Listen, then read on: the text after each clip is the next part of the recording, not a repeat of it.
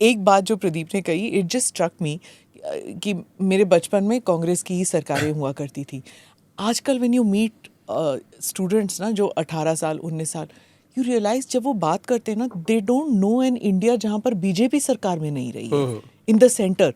उनके जो एक्सपीरियंसेस है, और जब बीजेपी डज ये इमरजेंसी के लिए 50 साल या फिर वो they talk about these things ना, उनके लिए एलियन है ये. वो they have not experienced it. या फिर वो संजय गांधी, तुर्कमान गेट, ये सब वो जानते ही नहीं है इन सब के बारे में. So when you talk to them you realise कि भाई ये लोग दे डोंट नो, दे इनके लिए they don't understand a non social media India. मतलब इनके एक्सपीरियंसेस बहुत ही अलग हैं. लेकिन इसी बात को कांग्रेस, सपा, राजद ये एक्सप्लॉइट करना चाहती है. उनको ये लगता है कि चूंकि एक पूरी नई पीढ़ी आ चुकी है जिसने वो दौर नहीं देखा है, वो जंगल राज वगैरह, हाँ, वो नहीं देखा है, तो उनके लिए फैंटेसी लगता है. जैसे मैं बेगूसराय से हूँ, अपहरण उद्योग का केंद्र था. हाँ.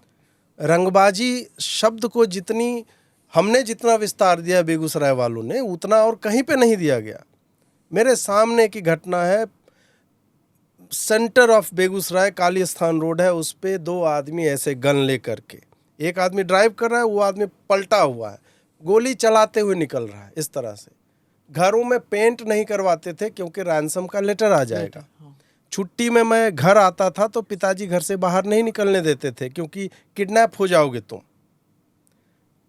अभी के जनरेशन को यू ट्राई टेलिंग देम, उनको लगता है ये इतना थोड़े होता होगा. इसीलिए अभी लालू यादव सामाजिक न्याय के मसीहा हो गए, बिकॉज बातें नरसंहार और लोगों को चॉपिंग ब्लॉक पे काटना, ये लगता है यार ये नेटफ्लिक्स सीरीज का अजीत जी आप स्क्रिप्ट बता रहे हो. अब यहाँ पे चैलेंज भाजपा के लिए यही आता है कि how will you communicate this to new generation of voter जो 2003 के बाद आए हैं. Yeah, because when I interviewed Tejasvi and all that, बात करते हैं ना, they just deny it, and it's my lived experience as a journalist I've seen it. वो बोलते कॉन्स्पिरेसी है ये. As journalist हम जब कवर करने जाते थे, especially women journalists, बहुत मुश्किल होता था. एक तो between one state to the one city to the other city या town होते थे. cities कितने थे बिहार में, 1 or 2 cities, बाकी towns होते थे. एक तो आप सुबह निकल के वापस शाम को पटना आना ही पड़ता था. You can't stay the night anywhere क्योंकि होटल्स होते नहीं थे, सेफ्टी थी नहीं, and you had to come back. मतलब अगर आप यू गोइंग टू गया, उस टाइम गया भी जाते थे, तो यू हैड टू लीव गया by 2 o'clock in the afternoon to come back to Patna, क्योंकि आप रात को नहीं निकल सकते. 150 किलोमीटर आने में 6 घंटे आपको लग जाएंगे. तो you can't do that. So coverage खत्म करो.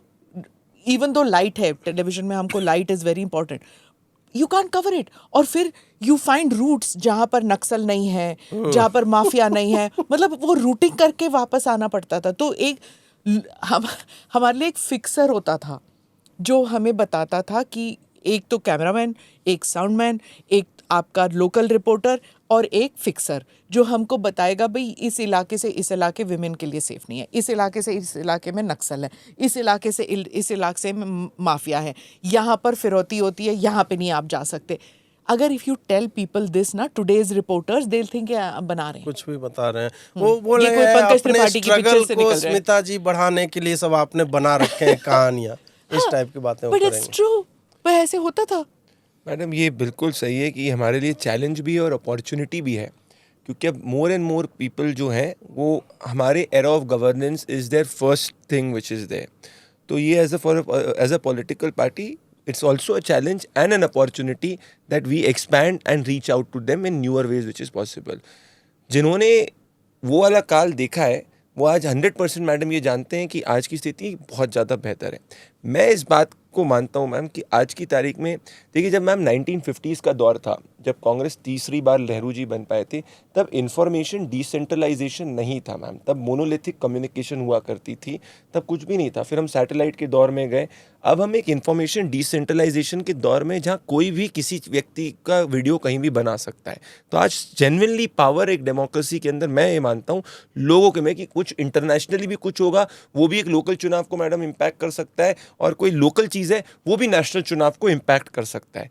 तो ऐसे दौर के अंदर किसी ना किसी तरीके से व्यक्ति जो है वो इंफॉर्मेशन उस तक पहुंच सकती है. सो मैं मतलब ऐसा नहीं है कि लोग साइलोज में जीत कर रहे हैं। हाँ। तो ऐसी स्थिति के अंदर जो अपने कम्युनिकेशन को ज़्यादा बेहतर तरीके से वो उसको पहुंचाएगा, साइलो से पर निकलना मैं- पड़ेगा। पर मैम एक चीज़ बताऊं, कितना भी कम्युनिकेशन चीज़ हो, मूल कारण मैंने देखे मैडम, वोटर दो चीज़ों के लिए वोट करता है। बेरिंग अपार्ट इंस्टेंसेस की भाई पर्सनल किसी एमएलए से अच्छा है बुरा है वो सब आप छोड़ दीजिए, एमपी से अच्छा बुरा है वो अलग है, बट लार्जर लेवल पे या तो उसका उसकी ज़िंदगी में बेहतरी उस सरकार की वजह से हुई, कुछ उसने देखा कि यार मेरा फ़ायदा हुआ, मेरी बेहतरी हुई, मेरा सड़क बनी, कुछ चीज़ बनी, वो चीज़ हो गई तो उसका स्वाभिमान बेहतर हो, something to do which impacts his life in some way और the other, or he knows that this life is better than the last life, or there is a larger national interest in which he wants to associate and win. I have not seen middle grounds which are happening. Do subscribe to the ANI Clips channel to get shorter versions of this podcast. Click here to watch the full episode.